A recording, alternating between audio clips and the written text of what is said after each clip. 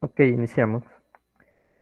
Si gusta Fiorella, después te explico, o si algún compañero te dice, pues, si no, ahí más adelantito yo te explico.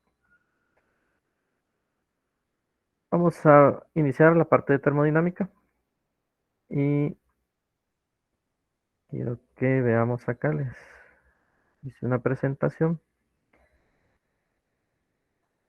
Ahora vamos a hablar de las escalas de temperatura y de los gases ideales. Entonces,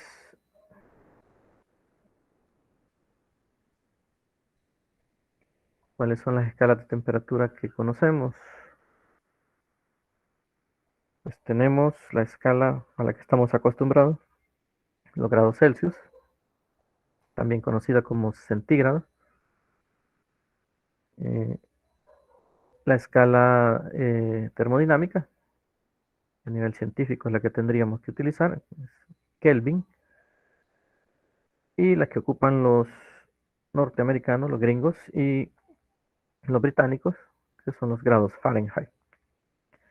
Y la escala absoluta para los ingleses es los grados Rankine. Entonces estas cuatro escalas son las más utilizadas, esto por los estadounidenses y británicos, y pues estos a nivel científico y mundial. Vamos a conocerlas todas. Esas escalas, aquí hemos puesto una escala X, ya vamos a hacer un ejercicio con esta escala, pero antes de eso tenemos que tener claro que para crear un termómetro o una escala termométrica hay que considerar dos puntos de importancia y uno es el punto de ebullición del agua. Todos sabemos que el agua ebulle a 100 grados Celsius. Nosotros decimos en el lenguaje cotidiano que hierve, ¿verdad? Pero ya a nivel científico, pues nosotros ya no vamos a decir que hierve, sino que ebulle a 100 grados centígrados, pero aquí involucra otra variable que es la presión. Eso ocurre a la presión de una atmósfera. Y el otro punto a tomar en cuenta es el punto de congelación del agua. Sabemos nosotros que siempre a la presión de una atmósfera el agua se congela o solidifica a 0 grados Celsius. Entonces lo que ven acá son los equivalentes para estas temperaturas. 100 grados Celsius equivale a 373.15 Kelvin, 212 grados Fahrenheit y 671.67 grados Rankine. Observe que la escala Kelvin es la única que ya no se le pone grados. Para distinguirla, que es la escala absoluta termodinámica, los científicos, cuando hacen la conferencia de pesos y medidas del sistema internacional, en un inicio sí se llamaba grados Kelvin, pero después, para distinguirla, le quitaron el título de grados y lo dejaron solo como Kelvin. Es la única. Entonces lo correcto es decir Kelvin, sin usar el término grados. Acá tenemos la equivalencia para 0 grados Celsius. En Kelvin es 273.15, equivale a 32 grados Fahrenheit y 491.67 grados Rankine. Y esto es lo que se conoce como el cero absoluto. Obsérvese que es una temperatura, o sea, como su nombre lo dice, cuando vale cero. ¿Pero en qué escalas? Pues en las escalas que se consideran absolutas, que es la Kelvin y la de grados Rankine. Entonces aquí es cero y aquí también. Ahora, ¿por qué estas escalas se llaman absolutas? Eso tiene que ver con el término matemático de valor absoluto. Sabemos que el resultado de una cantidad entre barras de valor absoluto, ya sea esa cantidad positiva o negativa, al sacarla de las barras, ese número siempre va a ser positivo.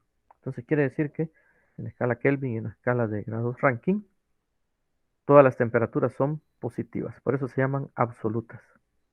Aquí no va a haber ningún valor negativo. Donde sí las hay, pues en los grados Celsius y en los grados Fahrenheit. Ahí vemos valores negativos. Entonces el 0 Kelvin equivale a menos 273.15 grados Celsius, equivale a menos 459.67 grados Fahrenheit. Los puntos de interés son el punto de ebullición del agua y el punto de congelación del agua. para que generemos aquí una escala propia.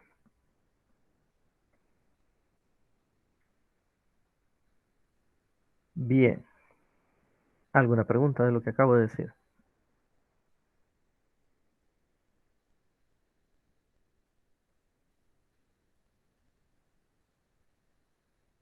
Si no hay preguntas, entonces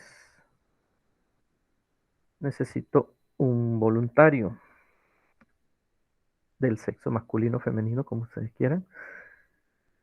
Eh, señorita o caballero, para que hagamos su propia escala.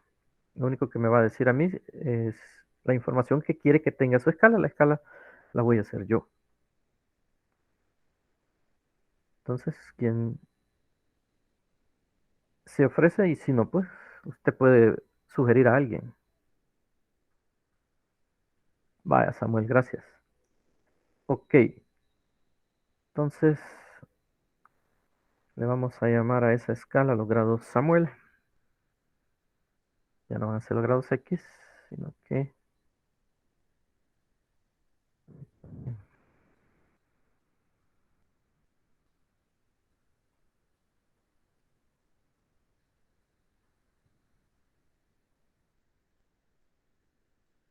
no quiere.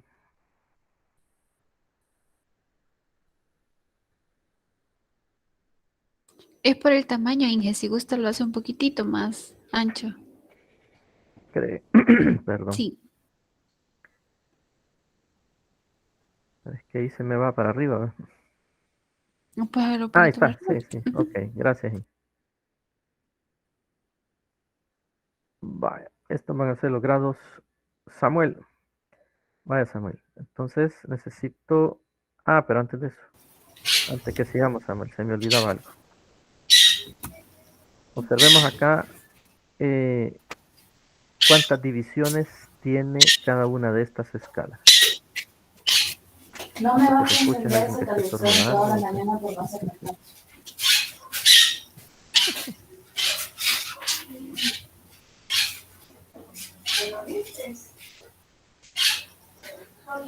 Catherine dice acá, Micrófono. yo decía que era alguien estornudando y es un perico. Dice. Micrófono, Katherine, Alexandra.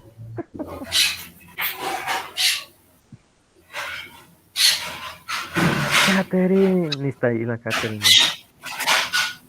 La Pero silenciamos. creo que usted la puede silenciar, sí, Sí, Inge. ahorita. Pero ya se me puso usted, Inga, así es que ya no puedo. Ahorita.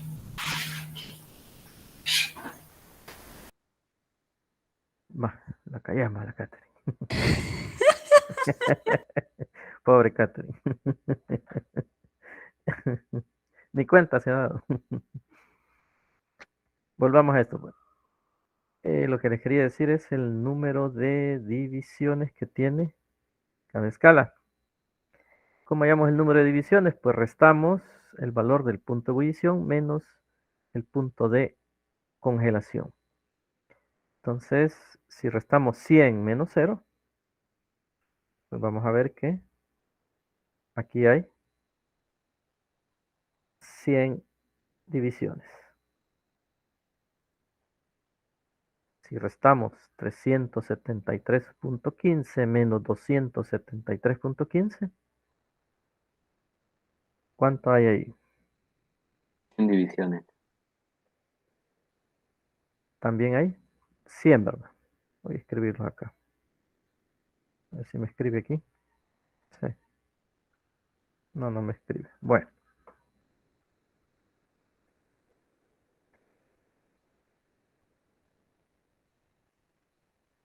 Me lo dicen y si lo escriben ahí me dice Inga, porfa, porque no veo el chat. Ok. Gracias.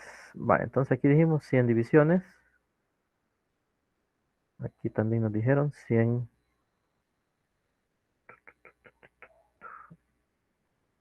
Cambiar. 100 divisiones. En la de Fahrenheit, ¿cuánto sería? 180. ¿Perdón? 180 divisiones. Ok, Lo mismo perfecto. dice Rafael, Gracias. Ricardo. 180 divisiones. ¿Logrado ranking?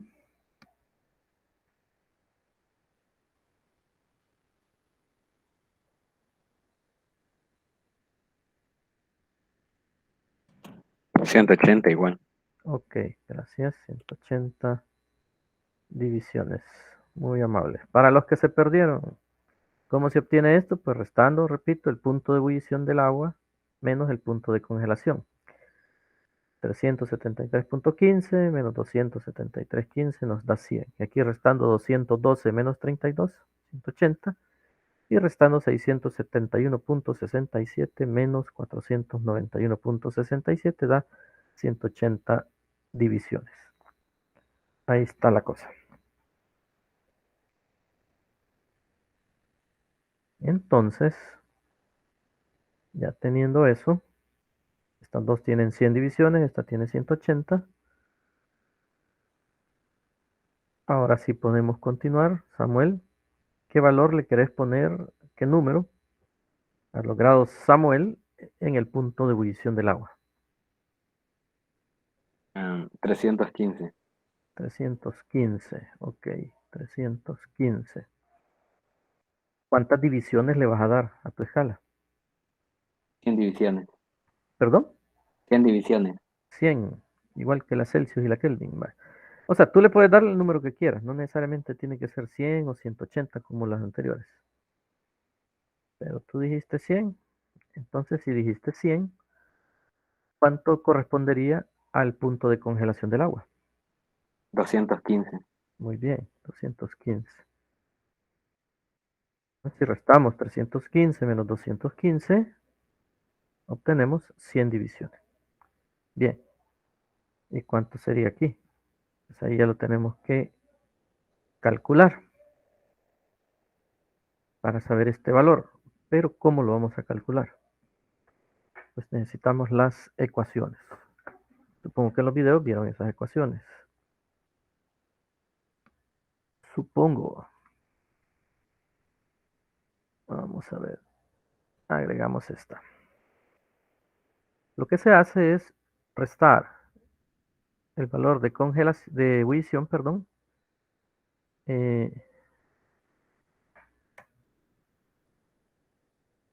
No, lo que hacemos es escribir temperatura. Ay, se me olvida que aquí no escribe. Aquí nos toca temperatura en grados Celsius menos 0 entre el número de divisiones, que son 100. ¿Qué es lo que estoy haciendo? Estoy restando la temperatura de esta escala en grados Celsius menos el punto de congelación del agua entre el número de divisiones. Eso es lo que he puesto acá. Y eso tiene que ser igual a la temperatura en Kelvin menos cuánto vale perdón, cuánto vale el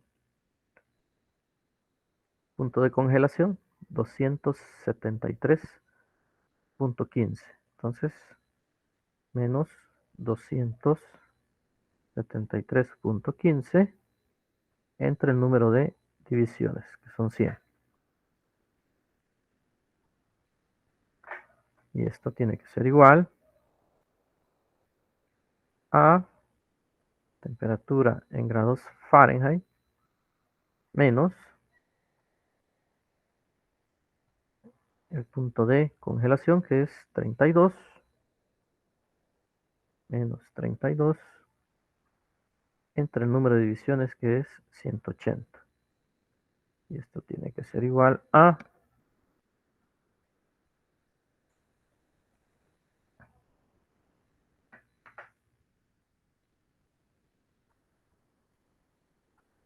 temperatura en grados Rankine menos temperatura de congelación en esta escala 491.67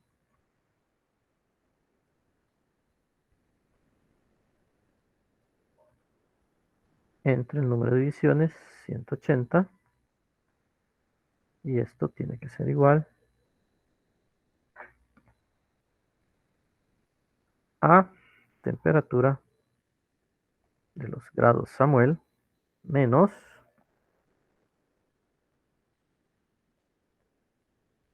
el punto de congelación es 215 menos 215 entre el número de divisiones que es 100.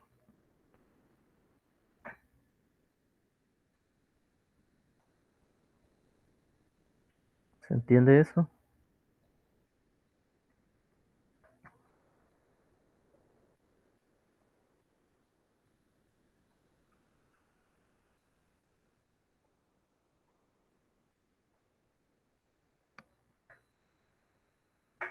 Ok, Ana Noelia, gracias. Gracias, Samuel.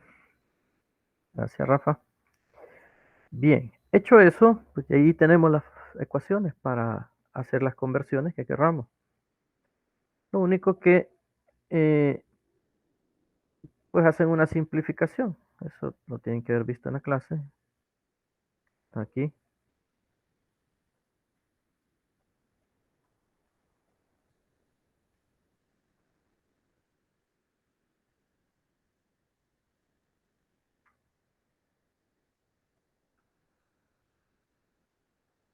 Observamos que eh, aquí están las temperaturas diferentes. Aquí aparece una escala que esa ya no la estudiamos, es la escala de grados Reaumur. Esa tiene 80 divisiones. Solo estamos trabajando con estas cuatro y con la que hemos creado los grados Samuel. Observe que los denominadores se simplifican hasta la mínima expresión y quedan en, los que tienen 100 quedan en 5, los de 180 quedan en 9. O sea, aquí se le va sacando mitad, mitad, quinta, tercera, lo que tenga, hasta llegar a la mínima expresión. Entonces, hecho eso, nos quedaría esto, así como lo hemos mostrado ahí, temperatura en grados Celsius sobre 5 igual a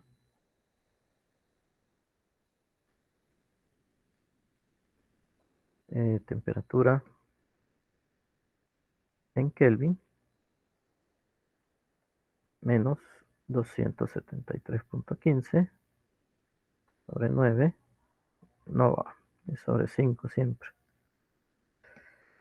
sobre 5, temperatura en grados Fahrenheit, menos 32 sobre 9,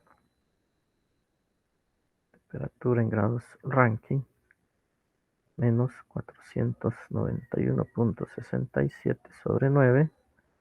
Algunos autores aproximan esto y ponen 400, para este ponen 492, no se extrañen si en algún libro lo encuentran así, es aproximado. Y aquí quedaría temperatura en grados Samuel menos 215 entre 5. Y de ahí salen las ecuaciones. Entonces, si queremos la de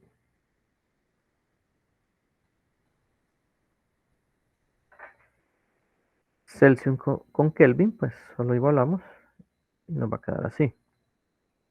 Que la temperatura en grados Celsius es igual a la temperatura en Kelvin menos 273.15. O sea, tomamos estas dos y simplificamos. Como ambas están divididas entre 5, pues le quitamos el 5 y queda solo lo de arriba. Y de ahí podemos hacer un despeje, es decir, que la temperatura en grados Celsius más 273.15 es igual a la temperatura en Kelvin.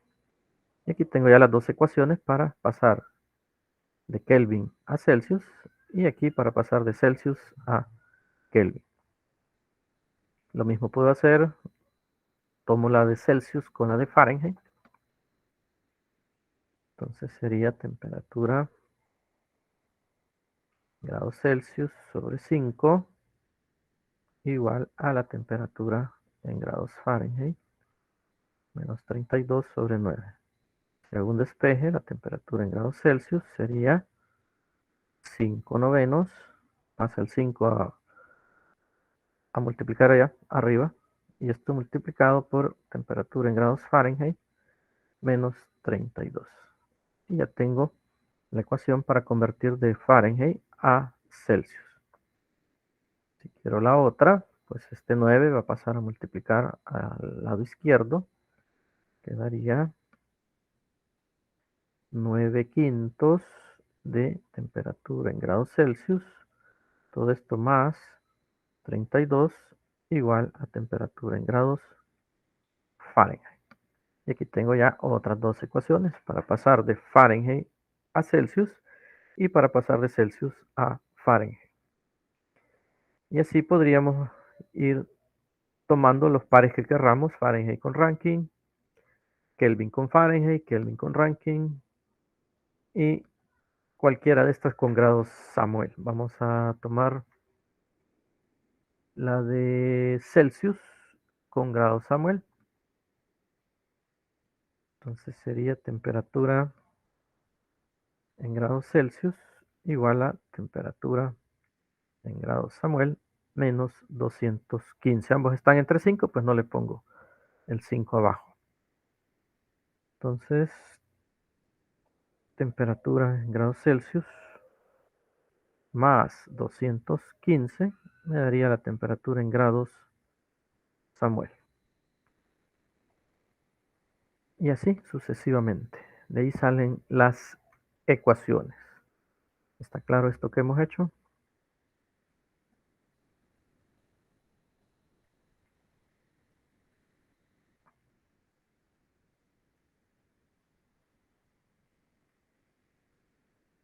Ok, Samuel. Perfecto, Ana. Ahora aquí dejamos incompleto esto. Pusimos la temperatura del punto de ebullición, el punto de congelación, pero nos falta el cero absoluto. ¿Cuánto valdría el cero absoluto para esta escala?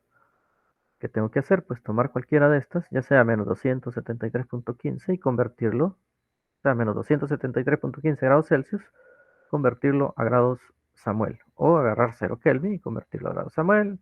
O agarrar menos 459.67 grados Fahrenheit y convertirlo a grados Samuel. El más fácil, pues pienso que es este, el de grados Celsius, ya que tenemos por aquí la ecuación.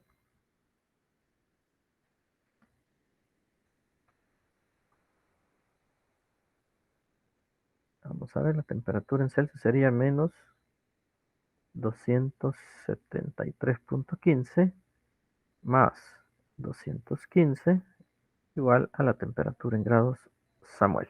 ¿Cuánto daría eso?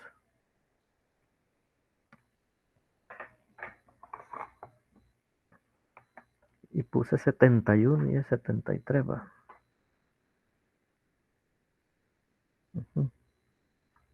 A saber de dónde puse ese 1.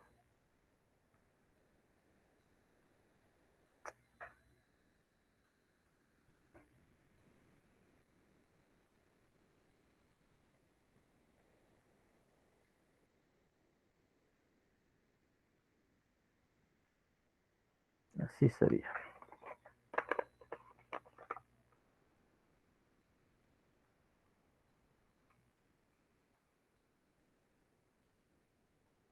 Sería menos 58.15. Ok, gracias. Es correcto. Menos 58.15. Significa entonces que aquí escribiríamos menos 58.15.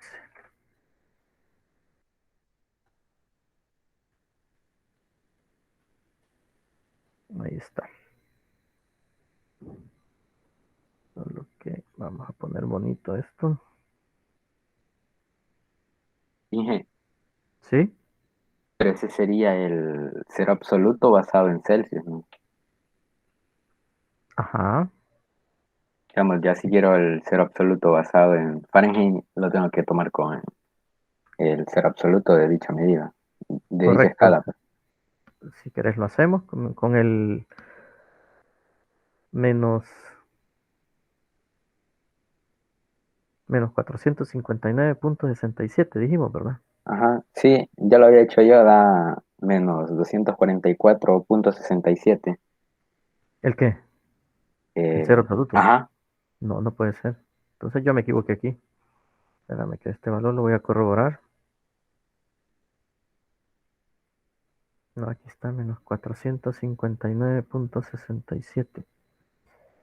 Con este nos tendría que dar lo mismo. O sea, vamos a igualar las Fahrenheit con los grados Samuel. Vamos a ver si nos hemos equivocado. Entonces, si tomo los Fahrenheit con grados Samuel,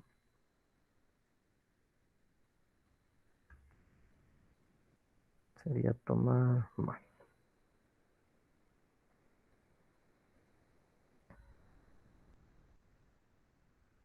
Temperatura en grados Fahrenheit, menos 32 sobre 9 igual a la temperatura en grados Samuel, menos, ¿cuánto era? 215. 215 sobre 5. Vale. Entonces al despejar, ¿cómo sería? Sería el 5, este 5, vas a multiplicar al otro extremo, sería 5 novenos de temperatura en grados Fahrenheit, menos 32, y el 215 pasaría a sumar más 215 igual a temperatura en grados Samuel. 5 novenos por, ¿cuánto es el cero? Menos 459,67.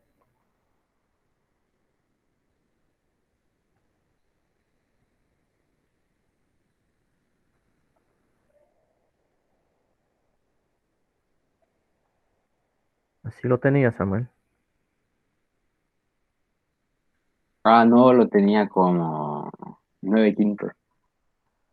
Ujú. Va, probemos esa operación.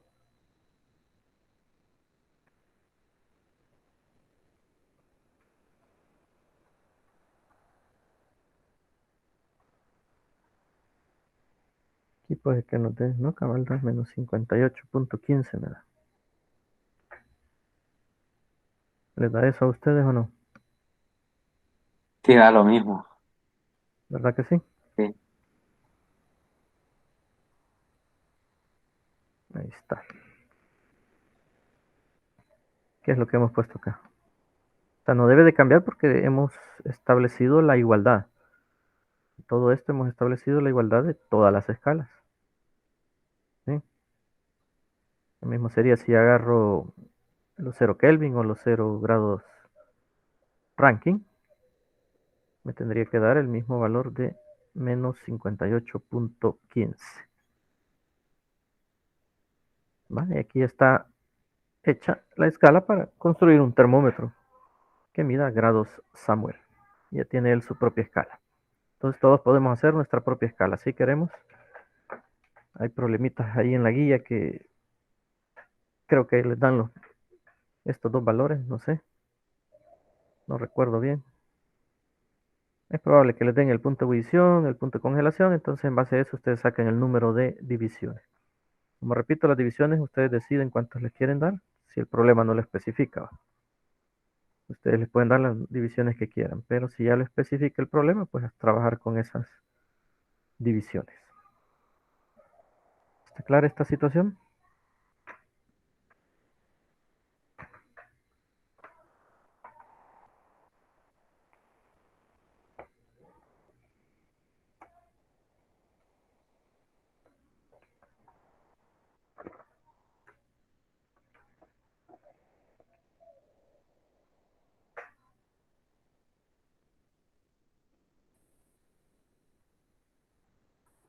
Ok, Rafa, gracias.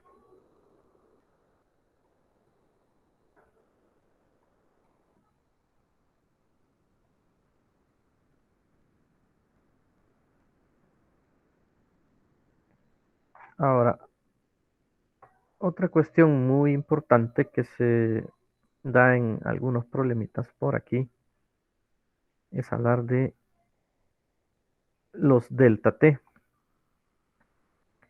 Es un delta T. Si lo expreso de esta manera, sería una temperatura final menos una temperatura inicial.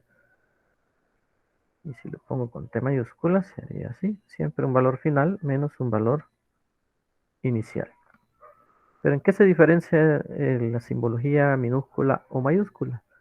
En la minúscula estoy hablando de las escalas Celsius y Fahrenheit. Y entraría la escala grados Samuel, porque no son escalas absolutas. Las escalas absolutas son las que vamos a simbolizar con T mayúscula. Entonces aquí entrarían la escala Kelvin y la de grados Rankine. ¿Por qué dije que la escala grados Samuel no es absoluta? ¿Por qué dije eso?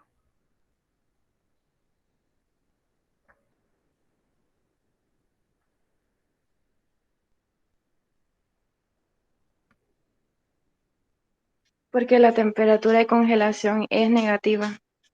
No, la de congelación no. ¿Cuál es la que nos dio negativa?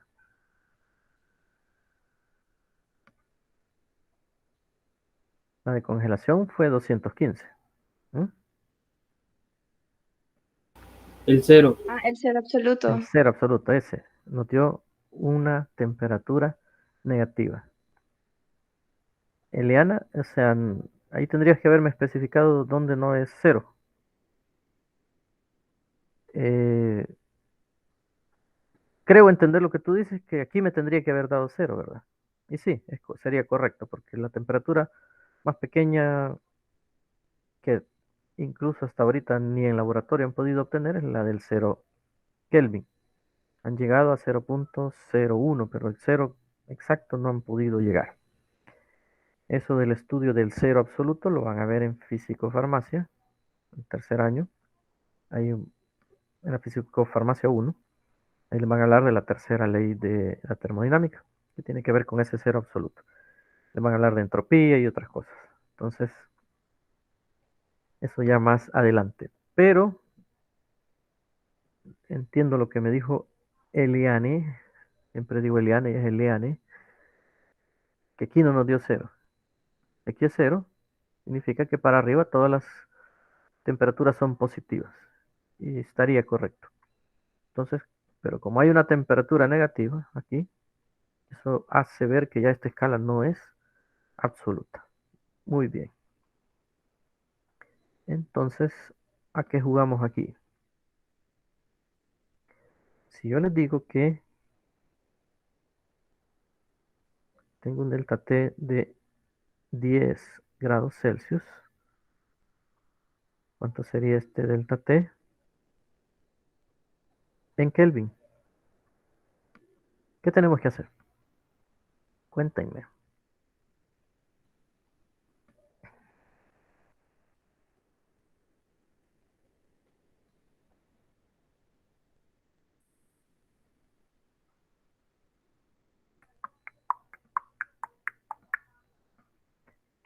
Rafa dice convertir a Kelvin. ¿Qué dicen los demás?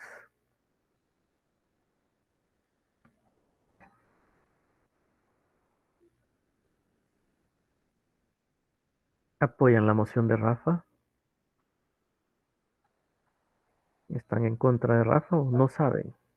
O sea, ajá, convertirlo haciendo la comparación de las escalas. Ujú. Samuel va. Sí. Ey, qué elegante sales ahí, Samuel. Gracias. Ajá. Samuel dice que lo mismo que Rafa, convertir a Kelvin. ¿Y los demás qué dicen?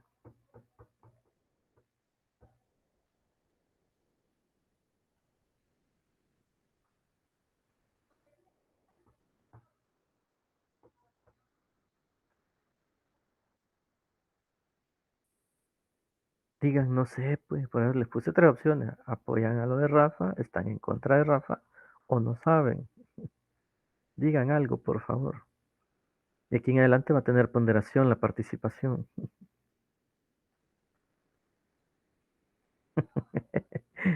Ana, Noelia,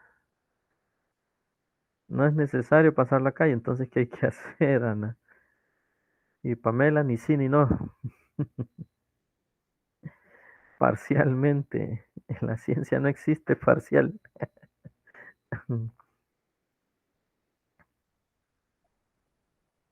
¿Qué me dicen si les escribo esto?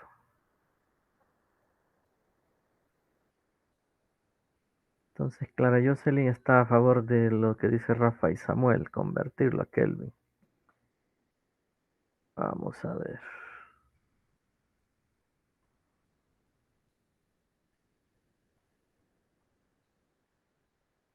Estoy mintiendo con eso, diciendo que un delta T en grados Celsius es igual a un delta T en Kelvin. ¿Falso o verdadero? Pregunta de examen.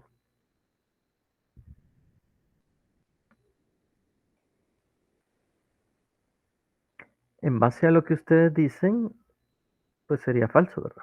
Porque ustedes dicen convertir estos 10 grados Celsius a Kelvin. ¿Cuánto sería? Por aquí estaba la ecuación. Vamos a ver. Aquí está. Tendría que sustituir aquí los 10 grados Celsius. Ajá. Ok, Rafa. 283.15. Ok, 283.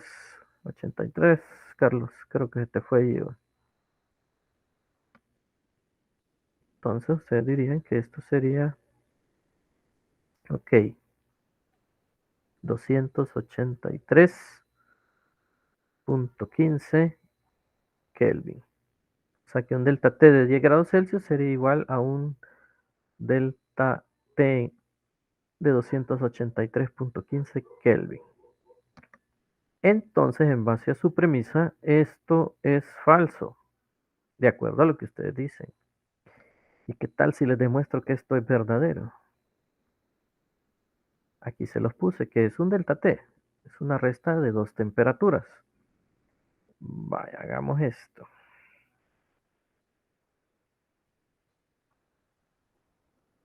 Digamos que la temperatura final son 120 grados Celsius y la inicial son, pongámosle 75 grados Celsius. ¿Cuánto me daría este delta T?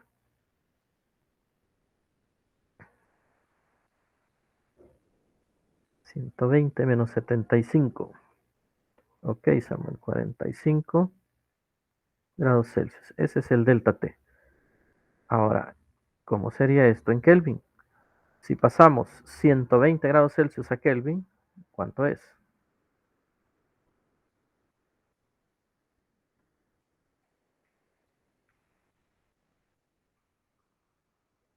Ajá, 393.15. 393.15 Kelvin menos los 75 en Kelvin.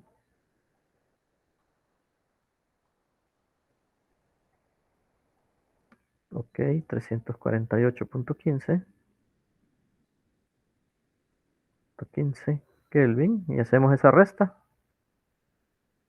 Y mágicamente nos tiene que dar 45. ¿Da o no da eso?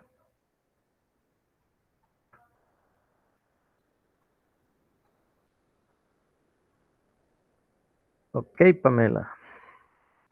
Vean, un delta T en grados Celsius es igual a un delta T en Kelvin. Entonces esto que les puse aquí no es falso, ¿verdad? Esto es verdadero. Lo cual significa que esto que hicimos aquí, it's not good. Aquí está demostrado. Pero alguien me puede decir por qué ocurre esto. ¿Por qué ocurre que estos delta T son iguales? Fíjense bien, son los delta de temperatura, pero no las temperaturas individuales. Aquí están las temperaturas individuales y vimos que no son iguales, pero los cambios de temperatura son iguales. ¿Por qué ocurre esto con la escala Celsius y la escala Kelvin? ¿Por qué los delta T son iguales?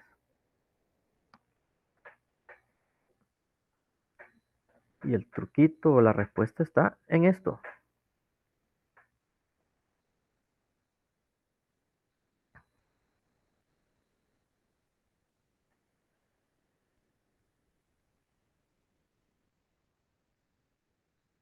¿Se les ocurre algo que tienen en común? Que tienen el mismo número de divisiones. Ahí está, eso es correcto.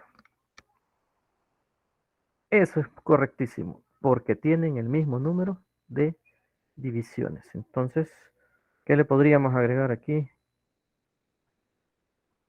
al delta T en grados Celsius? Al delta T en Kelvin. ¿Y quién otro tenía el mismo número de divisiones? ¿O no hay otra escala de las que están aquí que tenga el mismo número de divisiones?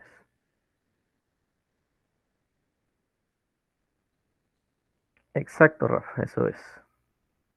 Los grados Samuel. Entonces significa que un delta T en grados Samuel, para ese ejemplo que pusimos, tendría que valer también 45 grados Samuel. O sea que un delta T de 45 grados Celsius es igual a 45 Kelvin y es igual a 45 grados Samuel, porque tienen el mismo número de divisiones. Entonces, en base a todo lo que hemos dicho, ¿cuáles otras cumplirían con una igualdad en cuanto a los delta Fahrenheit T? y Rankine. Muy bien, eso es. Entonces podemos decir que un delta T en grados Fahrenheit es igual a un delta T en grados Rankine. Magnífico.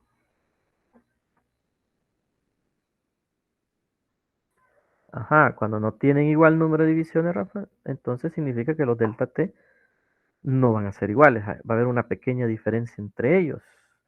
A eso iba yo. Gracias, Rafa, por preguntar. Delta T en grados Celsius tiene que haber un numerito multiplicado por un delta T en grados Fahrenheit, para poner por ejemplo. Entonces, esto les va a quedar de tarea. Investigar esto. ¿Cómo va a ser la igualdad entre un delta T en grados Celsius y un delta T en grados Fahrenheit? Aquí va un numerito multiplicando. Si lo googlean ahorita y lo encuentran, me dicen, si no, pues cuando lo tengan. Y eso es lo que pregunta Rafa.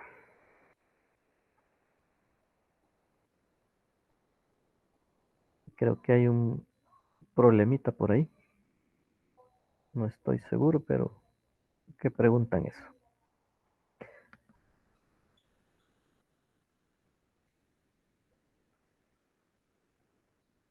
¿Quedó claro o no?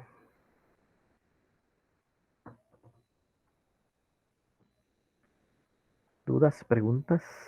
Excelente, Pamela. Va, ya con eso Dije, ustedes pueden... Sí, dime. no es 1.80. Ajá. No, eso sí es. No, o sea, yo lo pregunto si ese número es. No, es que vos me tenés que decir. Por ahí anda la cosa, pero lo que hay Es que que, tener... ajá, eso le quería preguntar porque, por ejemplo, en los videos de clase, va, Ujú, el licenciado, eh, hay una parte en la que está, ajá, haciendo el delta de Fahrenheit a el delta Celsius y ujú. multiplica por 1.8 y, ajá, y me Ahí quedé, ¿de está. dónde sale ese valor? Va, ya lo tenés entonces. Solo que sería de Fahrenheit a Celsius, va. Yo aquí he puesto Celsius a Fahrenheit. Va, ¿de dónde sale? Ya que lo mencionó Samuel, pues ahí está. Lo que ustedes hacen es lo siguiente. El delta T en grados Fahrenheit O sea, sale de cómo sacamos las ecuaciones. Así. El grado Fahrenheit está dividido entre 9, ¿verdad? 0.56. Ya vamos a ver aquí, Pamela, porque no estoy seguro. Aquí vamos a salir de esa duda.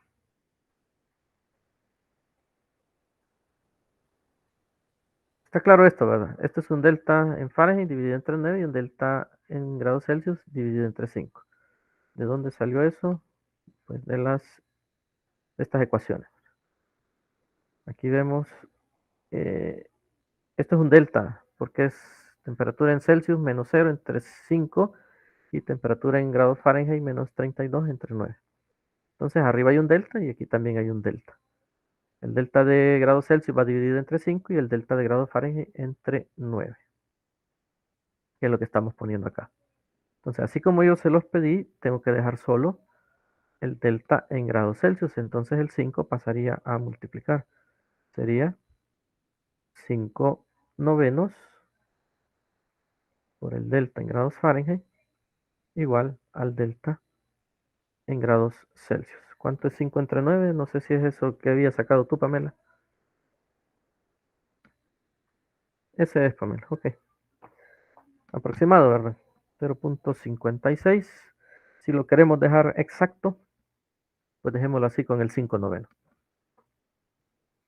¿Sí? Este sería el valor exacto.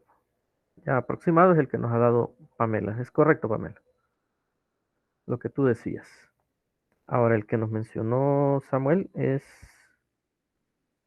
dejar solo el Fahrenheit. Sería delta T en grados Fahrenheit igual a 9 quintos delta T en grados Celsius. Si ese 9 quintos, ese sí da exacto, que es el 1.8. ¿Lo dejamos así o ponemos 1.8, como quiera? Entonces aquí está ya, vale. Hecha la tarea, ya estuvo. Para lo que preguntaba Rafa, ya cuando no tienen el mismo número de divisiones, ya depende de estos factores. 5 novenos aquí o 9 quintos para este caso. ¿Ha quedado claro eso?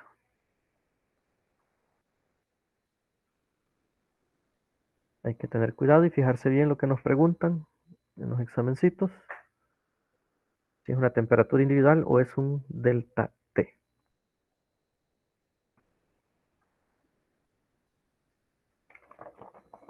Y con eso pueden resolver de la guía hasta el problema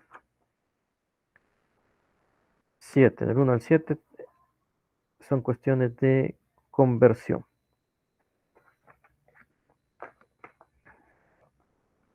Y de escalas de temperatura. ¿Preguntas? ¿Dudas? ¿Comentarios?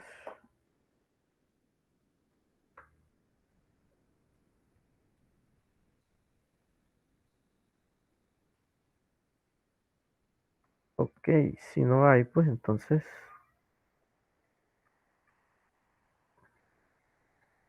vámonos aquí.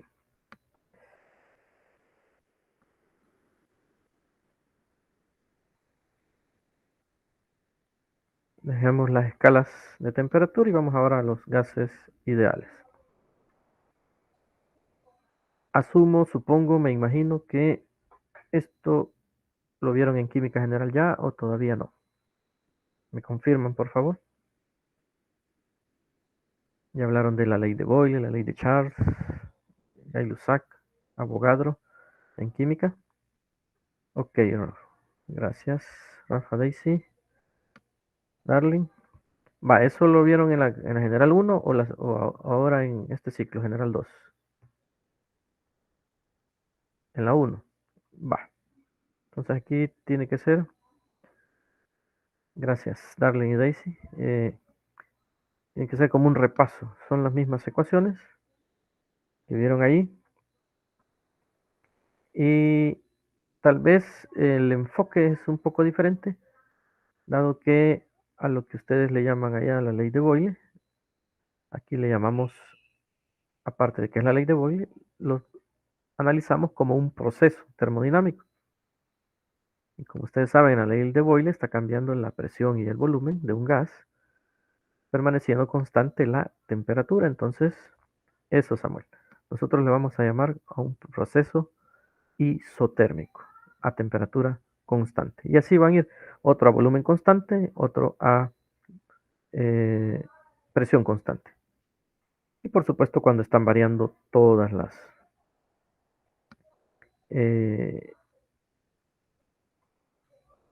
todos esos parámetros, presión, volumen y temperatura. Entonces veamos las ecuaciones. Inga todavía está por ahí o ya se fue. Sí, aquí estoy. Gracias, Inga. Pues y me ayuda con el chat porque voy a proyectar. Gracias.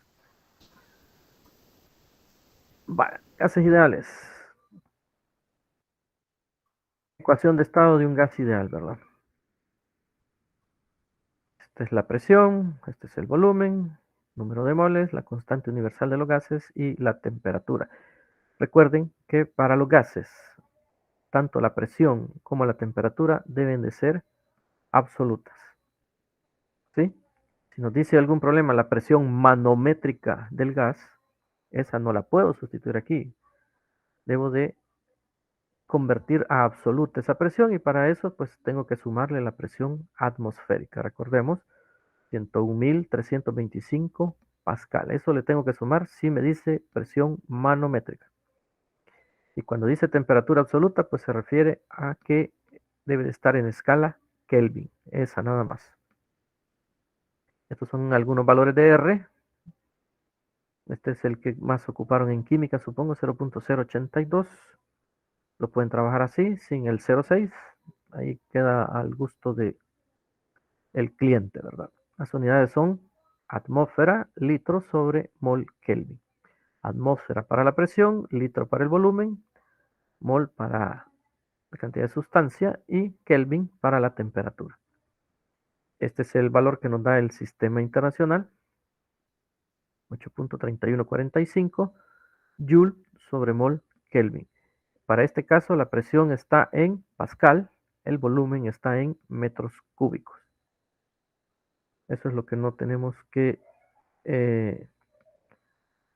tener una gran atención en eso.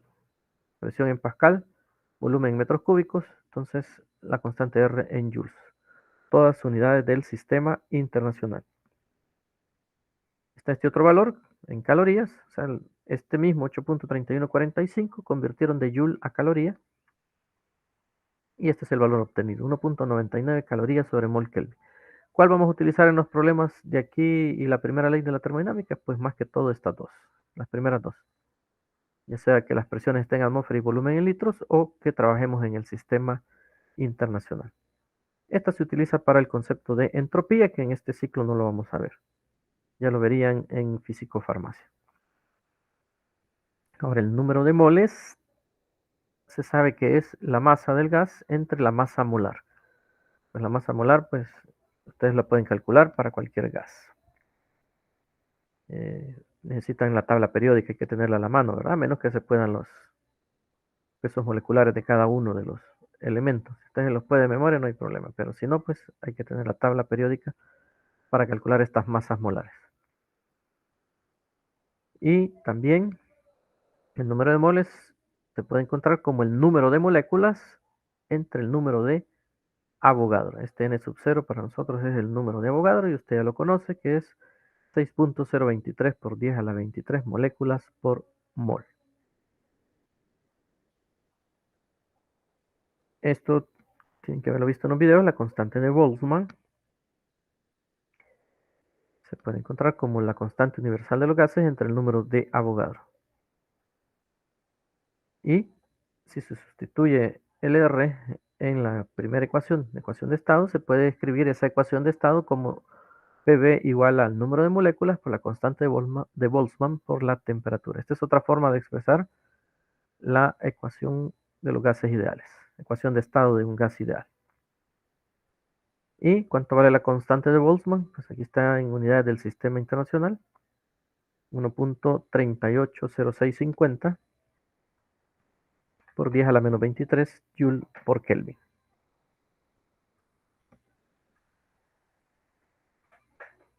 ¿Vamos bien hasta ahí?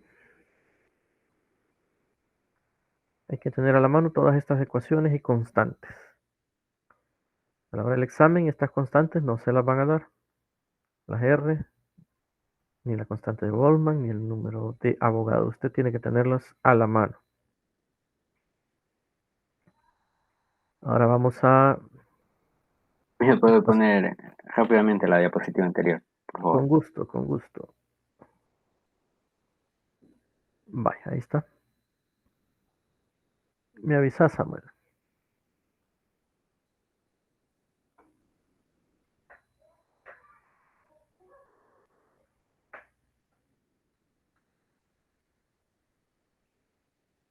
Ya, muchas gracias, Miguel. Ok, a la orden.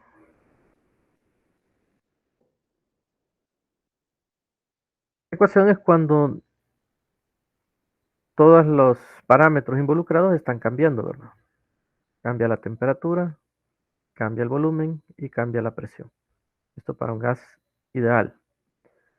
Pero de aquí van a salir las leyes que ustedes conocen como ley de Boyle, la de Charles y la de Gay-Lussac. Pero que nosotros dijimos les vamos a llamar procesos. El primero es cuando la temperatura es constante. Eliminamos la temperatura de esta ecuación y ¿qué nos queda? Nos queda que la presión 1 por el volumen 1 es igual a la presión 2 por el volumen 2. Este para nosotros va a ser un proceso isotérmico, o sea, a temperatura constante. ¿Qué eliminamos aquí? Eliminamos el volumen. Se eliminan los volúmenes en ambos. Me queda presión 1 entre temperatura 1 igual a presión 2 entre temperatura 2. A volumen constante, esta es mi ecuación de variables. A ese proceso le vamos a llamar isocórico, isométrico o isovolumétrico. Tiene esos tres nombres. El más común o utilizado, isocórico, a volumen constante. Y el tercero, si eliminamos la presión, ¿qué nos queda? Volumen 1 entre temperatura 1 igual a volumen 2 entre temperatura 2. Este lo conocemos como isobárico. Entonces tengo un isotérmico, un isocórico y un isobárico. Son los tres procesos. Esta ecuación es para calcular la densidad de un gas que necesito. Necesito la presión a la que está sometido el gas, la masa molar del gas, la constante universal y la temperatura a la que se encuentra dicho gas. Con esto puedo encontrar la densidad del gas. Entonces vean que la densidad de un gas no es como la de los sólidos y los líquidos, masa entre volumen, sino que aquí depende de las condiciones a las que está sometido, a qué presión y a qué temperatura. Suponiendo que lo tenemos en un recipiente que no tiene fuga, ¿verdad? Entonces el volumen permanece constante. Esta es cuando está cambiando la densidad. De las variables que hemos puesto en la primera ecuación, si observamos, no aparece el volumen. ¿Qué significa entonces si no aparece el volumen? Que el volumen es constante, o sea que tengo un gas en un recipiente del cual no hay fugas, pero estoy variándole al gas su temperatura y su presión. Entonces, cambio de temperatura, cambio de presión, va a cambiar la densidad del gas, porque ya vimos acá que la densidad depende de la presión y de la temperatura. Entonces está cambiando la presión y cambiando la temperatura, cambia la densidad de ese gas a volumen constante. Y aquí vemos que el cambio de masa del gas, ¿debido a qué? A un cambio de volumen. Pero ¿cómo puede cambiar el volumen? Ya sea que comprimamos ese gas a través de un pistón. Al comprimirlo, ¿qué significa? Su volumen va a disminuir, va a aumentar su presión, hay un cambio de temperatura, va a haber un cambio de masa. O que se dé la situación de que tenga una fuga el recipiente, entonces va a haber pérdida de masa. Va a haber cambio de volumen, va a haber cambio de presión y va a haber cambio de temperatura. Esas serían las ecuaciones a utilizar en esta parte de gases ideales. ¿Lo dejo todavía o lo quito ya?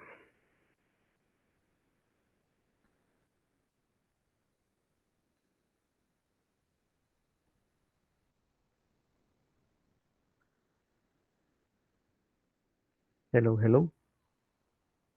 Sin Quito. respuesta, Inge. No, pues sí, si lo van a copiar, a eso me refiero. No hay respuesta en el chat. No hay nada. Pues ya se durmieron todos. Estamos copiando, dice Rafael. Ah, vaya, Rafa. Ahí me avisan, pues. También Darling. Ok, gracias. Ingeniero, ¿qué era Hola. M en la ecuación de la densidad? Aquí es la masa molar. Creo que el Ah, licenciado Murcia le pone eso. MM, ¿va? No sé cómo lo ponen en química ustedes. ¿Cómo lo simbolizan en química? La masa molar. Ni se acuerdan, ¿va? Estoy viendo el link Murcia, sí. MM. Sí, él MM Ujú. le pone. Y en química, pues, ¿cómo se lo simbolizan? Dice por acá Carlos Alexander, M es molar, una M mayúscula es molar, dice Rafael, Daisy dice M. Ok, gracias. Entonces, así como lo tenemos, así como lo he puesto yo, ¿verdad? Ujú. M mayúscula. Ok. Ya terminó de copiar Rafa. Dice que ya. Va, perfecto. Gracias, Inga. Ok.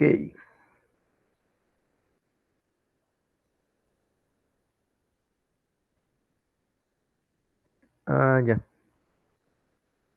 Ya entendí, Samuel.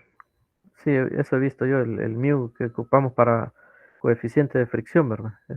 A veces lo he visto en unos libros que ocupan eso, para masa molar. Ok, vaya. Entonces,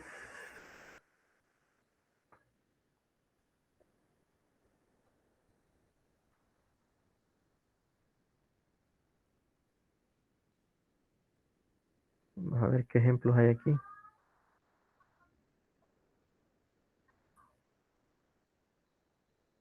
Creo que hay una que no hemos puesto.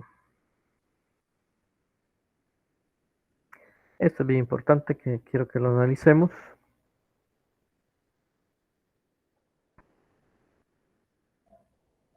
Estos grafiquitos.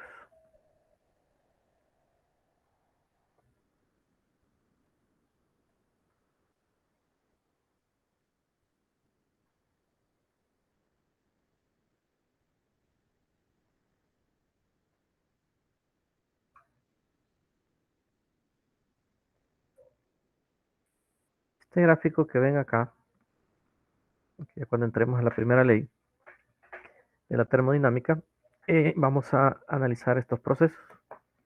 Este sería un proceso isotérmico, donde aquí donde aparece el número 1, es el que llamamos el estado 1.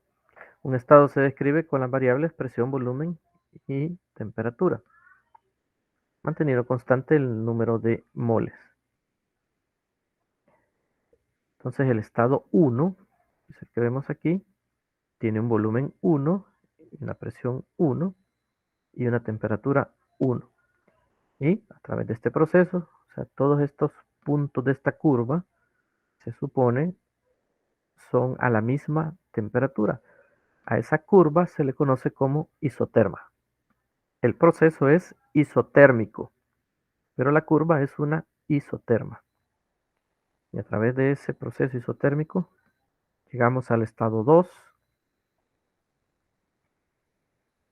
Este puntito de aquí representa el estado 2, donde hay un volumen 2 y una presión 2. ¿Qué le pasó al volumen?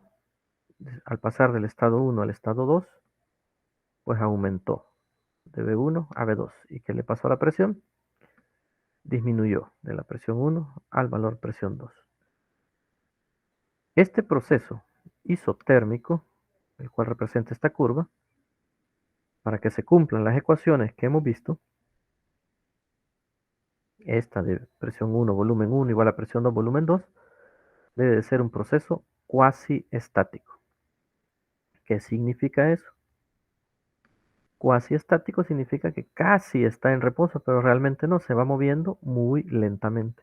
O sea que esos cambios de presión y volumen que va a ir teniendo deben de ser lentos. Aquí, despacio, despacio, despacio, hasta llegar al estado 2. Eso significa cuasi estático.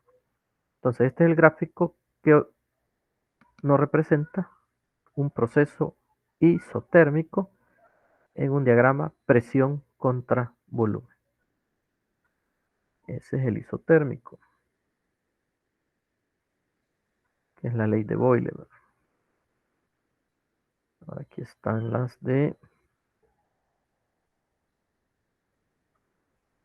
la ley de Charles, que es el isobárico, y la de Gay-Lussac, que es el isocórico. Entonces, vamos a hacer una captura también aquí.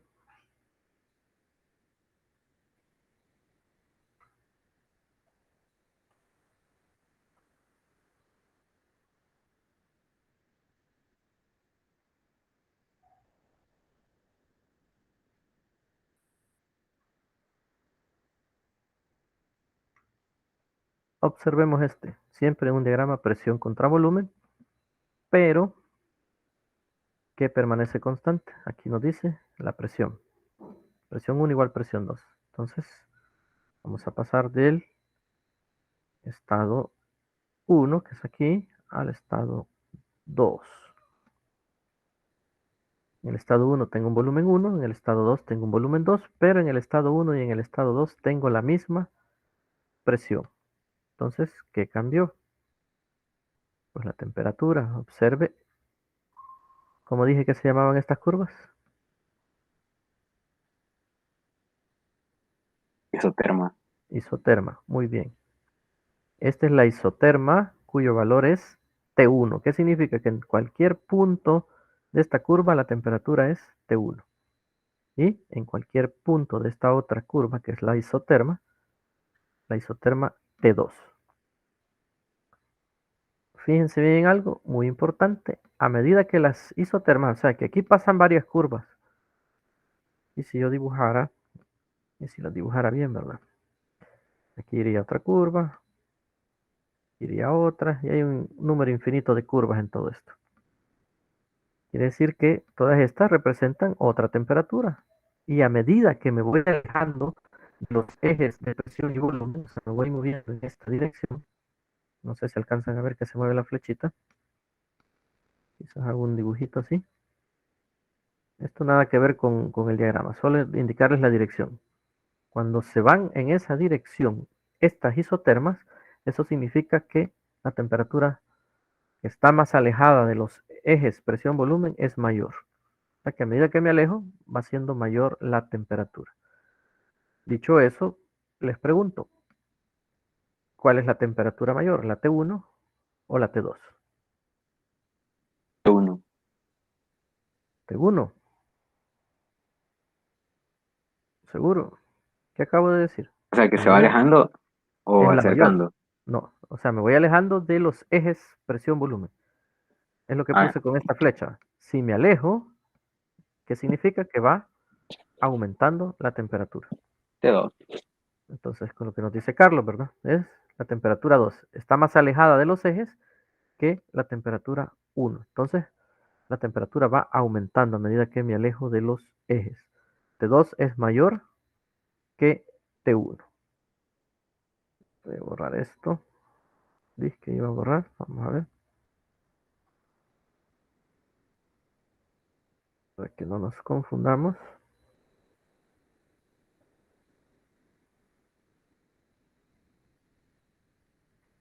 Entonces escribimos aquí que T2 es mayor que T1.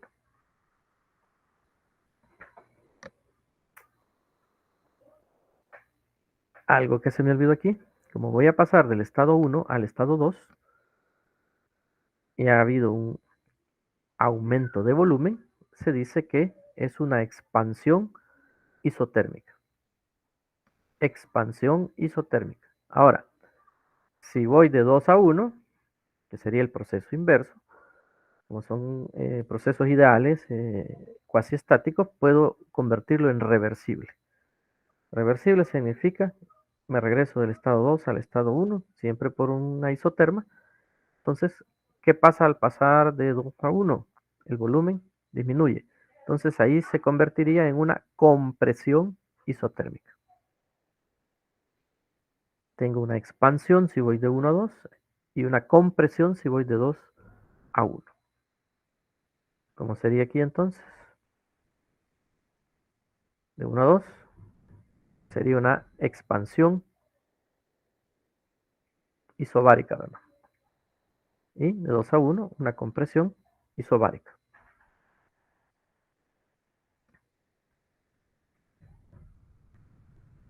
Y vamos al otro.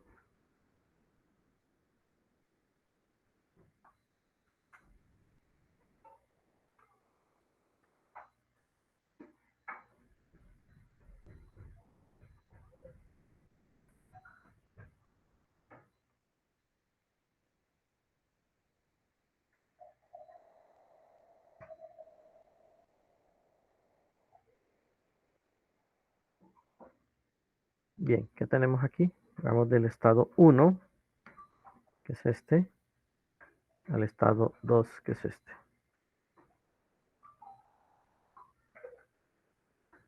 Aquí permanece constante el volumen, no ha cambiado. Pero la presión aumentó. ¿Y la temperatura? ¿Qué pasó? ¿Aumentó o disminuyó? De acuerdo a lo que les he dicho.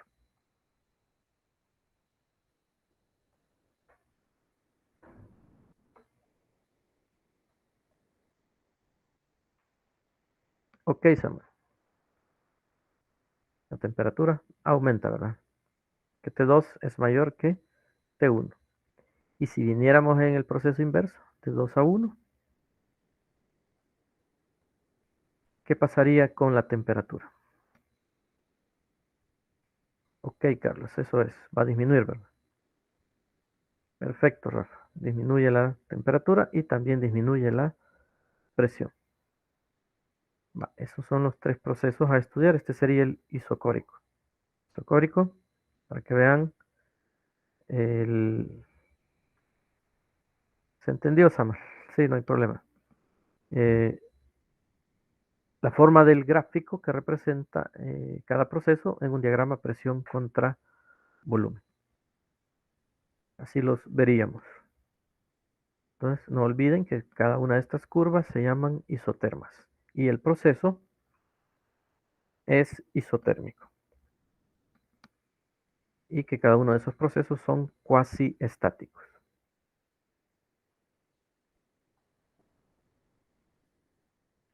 ¿Y por qué cerré esto? No sé.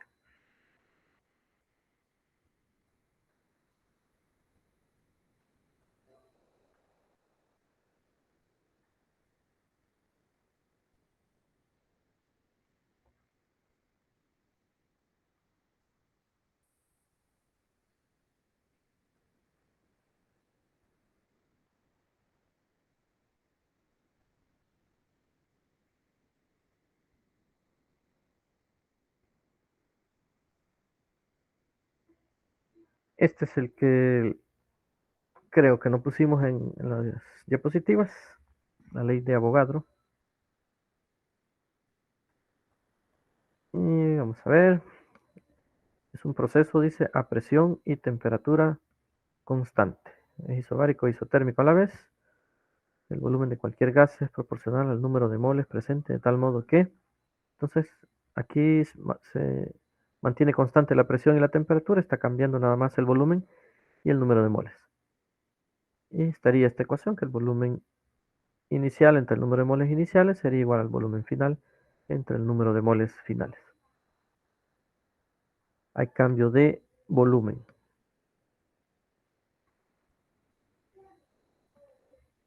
Ahí la anotan para si aparece algún problemita.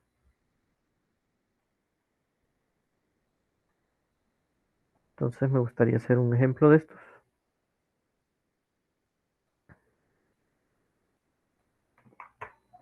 Como no he visto la guía, no sé si tienen alguno de estos. El de la burbuja esférica está en la guía. Vamos a ver.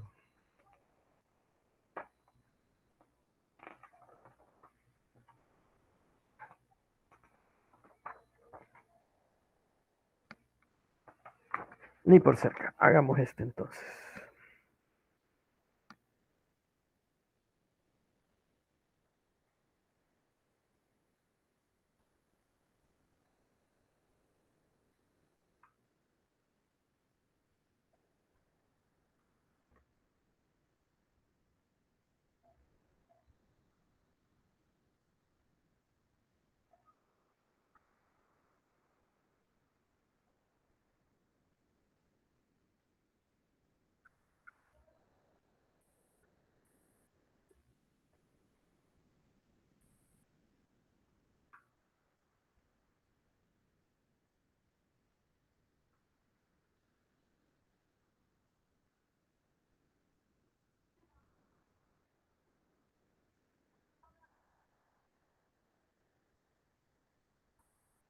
¿Y Fiorella todavía está aquí o ya se fue?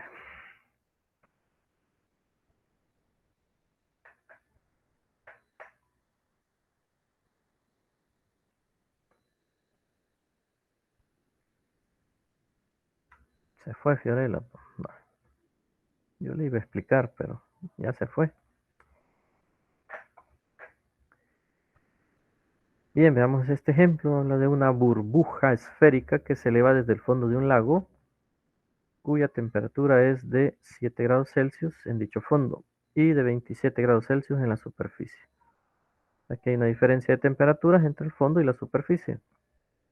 Si la burbuja duplica su volumen en el tiempo que tarda en llegar a la superficie, ¿cuál es la profundidad del lago? Esa es la pregunta del millón. Vamos a asumir que, bueno, en la burbuja hay aire y que el aire se comporta como un gas ideal. Entonces, damos un pequeño dibujo para ubicarnos un poquito.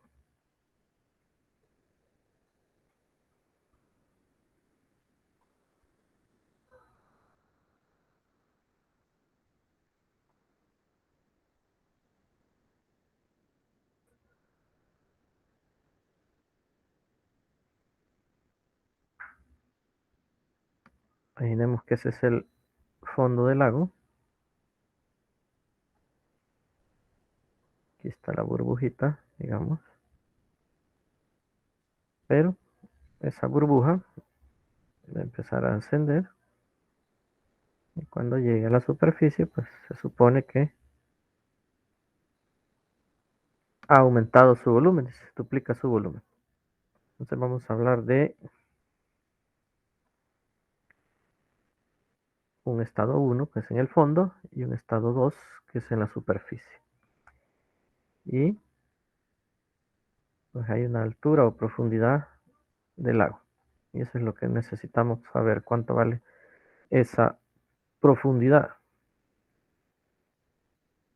Aquí tenemos agua, ¿verdad? Ok.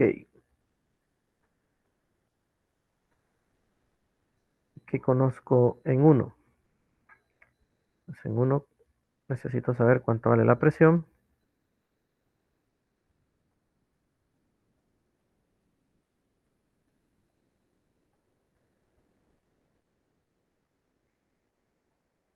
Cuánto vale el volumen y cuánto vale la temperatura. Me refiero a la presión en la que está soportando la burbuja, el volumen que tiene esa burbujita y la temperatura del aire dentro de la burbuja. Lo único que me da el problema es la temperatura. Me dice que son 7 grados Celsius. Pero como estamos hablando de gases y vamos a aplicar las ecuaciones, debe de estar eso en Kelvin. ¿Cuánto sería esa temperatura en Kelvin?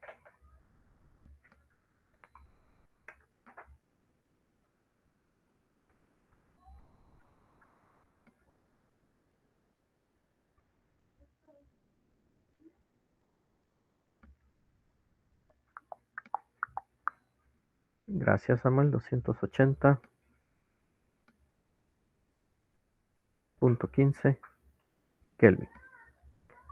Ahora en 2, necesito saber cuánta es la presión. Del volumen sí me dice que cuando llega a la superficie, su volumen es el doble del volumen inicial, o sea, sería 2 veces el volumen 1. Y la temperatura en la superficie es 27 grados Celsius. En Kelvin,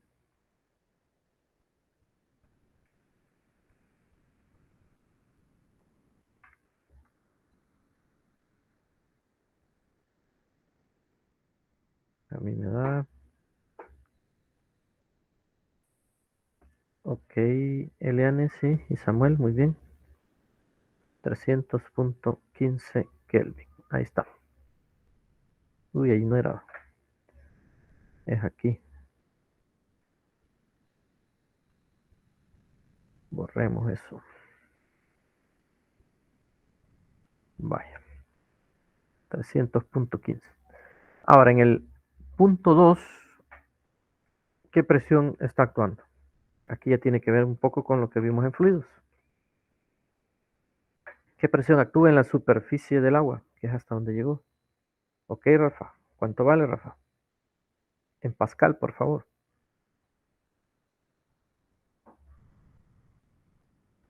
Eso es, muy bien.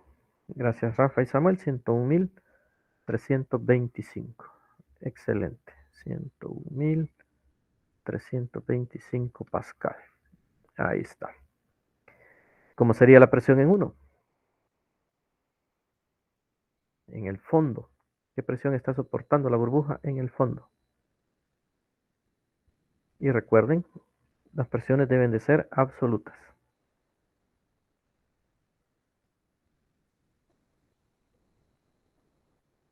Ajá. ¿Solo esa, Rafa? La del agua sería densidad por gravedad por altura. Esa es la presión manométrica. ¿Qué le falta? Ok, ahí nos dice Samuel que hay que sumarle la presión atmosférica. 101.325 Pascal. No olviden eso, por favor.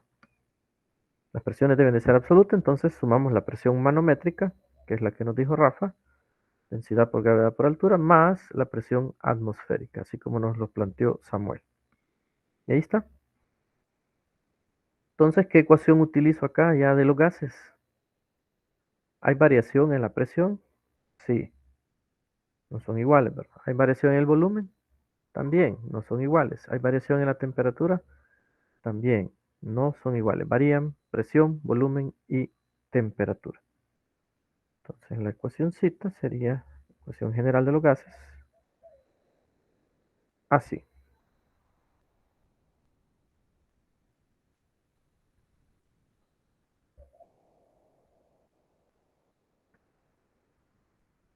¿Estamos de acuerdo?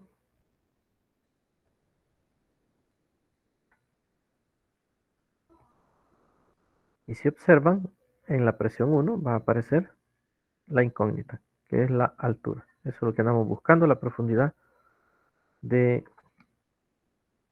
el lago. Entonces podemos hacer algo, despejar aquí la presión 1.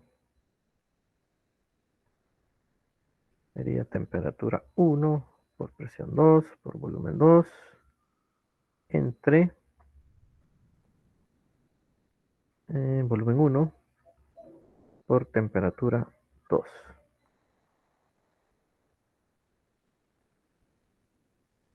Vamos a ver, T1, pues sí.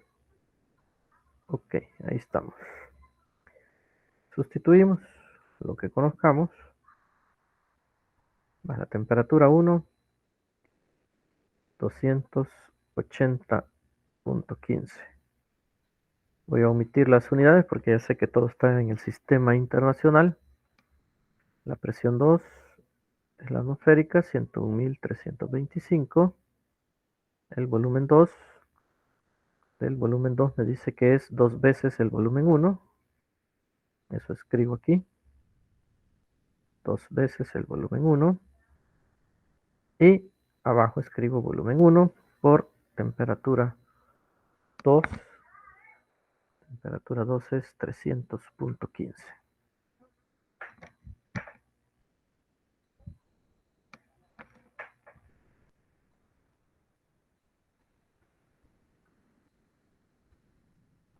Bien, si hacemos esa operación, observamos que el volumen 1 se nos elimina. Y ahí vamos a encontrar la presión 1.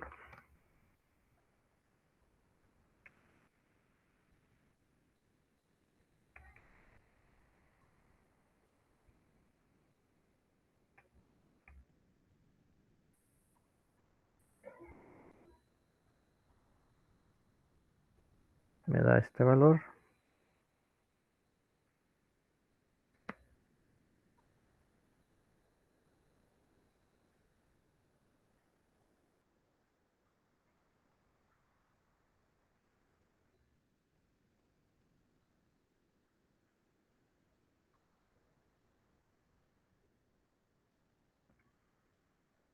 Espero que les dé lo mismo a ustedes.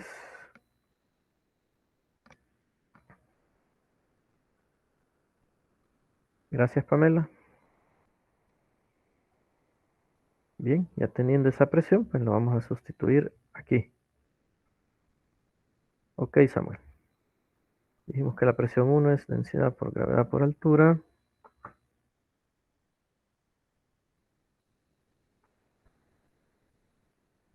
Densidad por gravedad por altura más la atmosférica, 101.325. Entonces sería la presión 1 menos 101.325. Y esto dividido entre la densidad por la gravedad me va a dar la altura. Entonces sustituimos ahí el 18.91.46.2516 menos 101.325 y todo esto entre la densidad. Sabemos que es un lago. Densidad del agua 1000 y gravedad 9.8. Y nos va a dar la altura en metros o la profundidad del lago.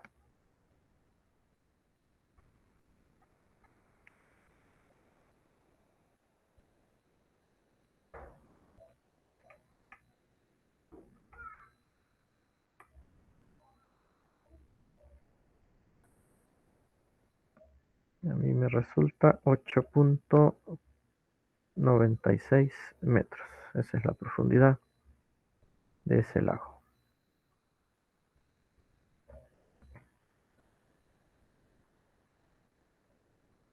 Ahí está.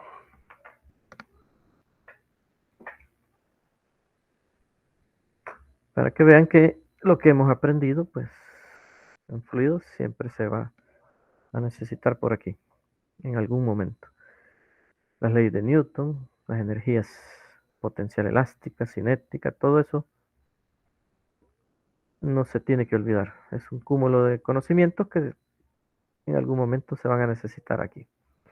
Porque estamos hablando de energías, pues energías, si hablamos de cambios de temperatura, pues ya hay transferencias de calor allí, ¿verdad? Formas de calor, y el calor sabemos que es una forma de energía. ¿Alguna pregunta de este ejemplo?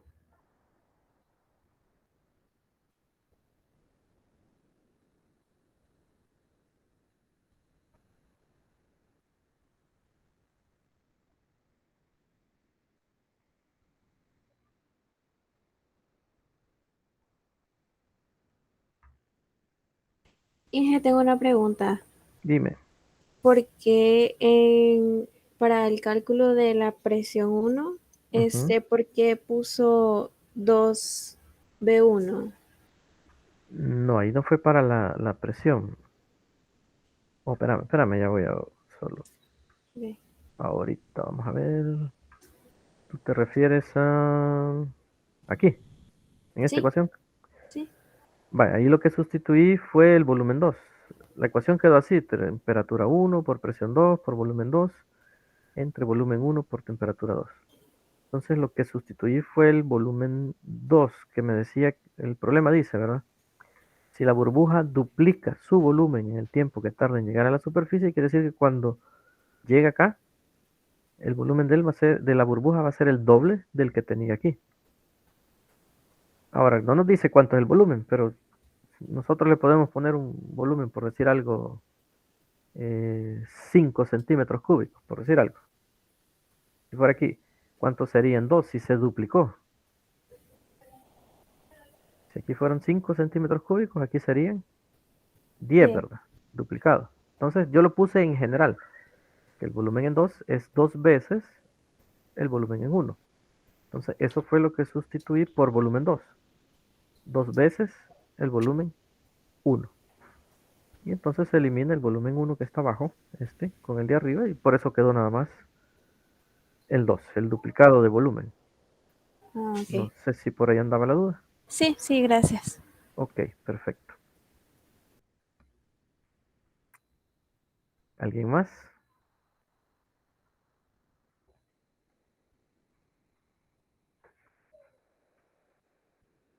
¿Estamos bien?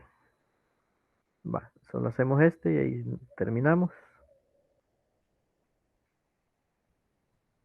Dice que un tanque empleado para llenar globos de helio tiene un volumen de 0.300 metros cúbicos y contiene 2 moles de helio a 20 grados Celsius. Me está dando el volumen, el número de moles, la temperatura.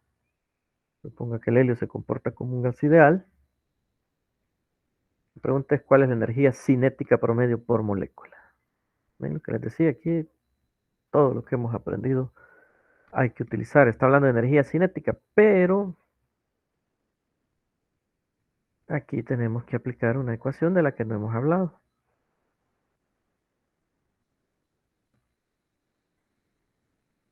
Y es la que sirve para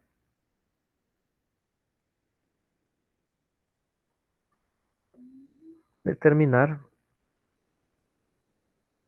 el grado en las escalas termométricas o en los termómetros. Y ya llego a esa ecuación. Aquí está. En la interpretación molecular de la temperatura. ¿Cómo se define la temperatura? Dice como las 2/3 partes de la energía cinética de traslación media de las partículas en el interior del cuerpo. Esto es a nivel molecular, ¿verdad? Y aquí está la ecuación, lo que acaba de leerse ahí, 2/3 partes de la energía cinética de traslación media. Esta es energía cinética de traslación, la que hemos conocido como un medio de la masa por la velocidad al cuadrado. Entonces, pero esta es la promedio, o sea que cada partícula en el interior del cuerpo se está moviendo a diferentes velocidades. Cada una posee una energía cinética, lo que hacen es, digámoslo así, teóricamente medir la energía cinética de cada una de las partículas. Si son 1 millón de partículas, pues son 1 millón de energías, la suman, lo dividen entre 1 millón y ese es el promedio. Eso es lo que está marcando acá, la energía cinética de traslación media o promedio de esas partículas en el interior del cuerpo. Pero, ¿qué involucra aquí? La constante de Boltzmann, que es así la vimos. Entonces, este resultado nos dice que la temperatura es una medida directa de la energía cinética molecular promedio. En otras palabras, si no existiera esta constante de Boltzmann, la temperatura se leería con unidades de energía. Pero para eso el señor Boltzmann introdujo esa constante para convertir esa energía a grados, que es lo que utilizamos para medir la temperatura, los grados Celsius, lo que ya vimos, Fahrenheit, Kelvin, Rankine y los grados Samuel, que la inventamos nosotros. Entonces, esta ecuación es la que vamos a utilizar. Esta de acá.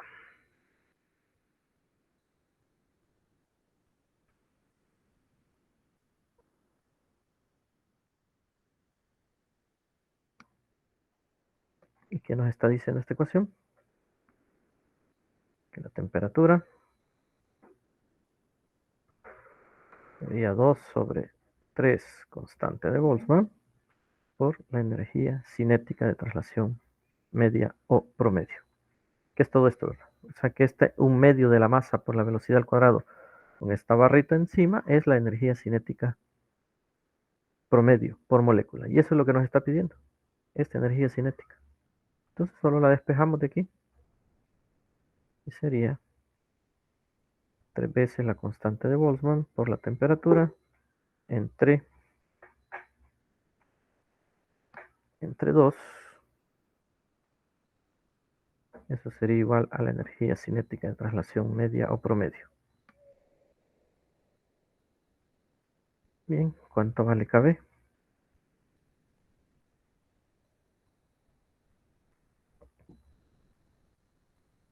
Aquí está. 1.380650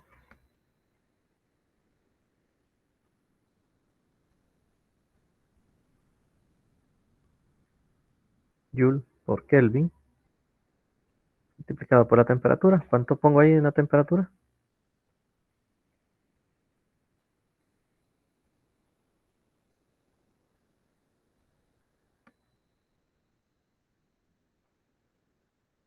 Ajá, ¿cuánto tiene que ser la temperatura según el problema?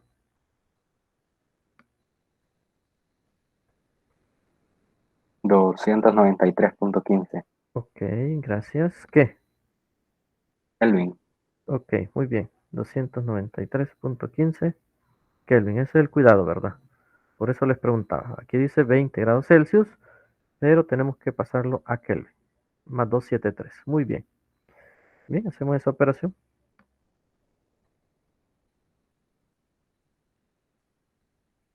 Como que vector le pongo ahí una rayita nomás. Y el resultado de eso es la energía cinética que andamos buscando.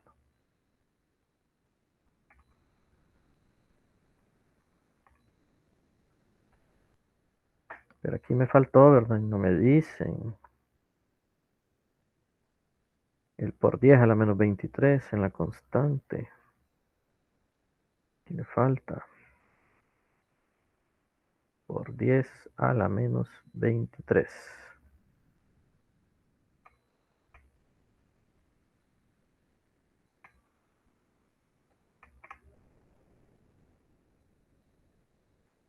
Y a mí me da esto 6.071 por 10 a la menos 21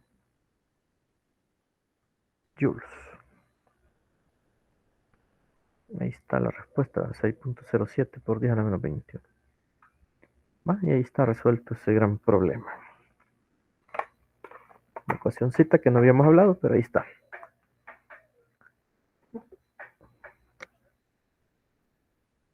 ¿Preguntas? ¿Dudas? ¿Estamos claros en todo esto?